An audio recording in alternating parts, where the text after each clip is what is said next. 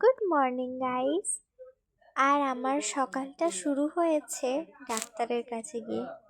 হাতে একটা টেস্ট করার ছিল, আর টেস্টটা খুব ভাইটাল ছিল, তো আমি ভীষণ নার্ভাস ছিলাম। আমি কাঁদছিলাম যে টেস্টটা করবো না বলে।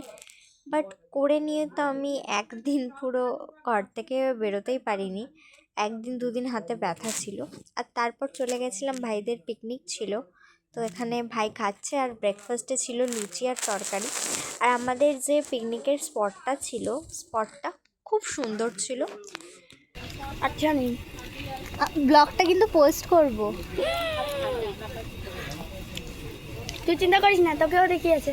আমাদের পিকনিকটা ছিল ভাইদের টিউশন ব্যাচ থেকে, আর অ্যাজ আ গার্জেন আমি গিয়েছিলাম ভাইয়ের সাথে।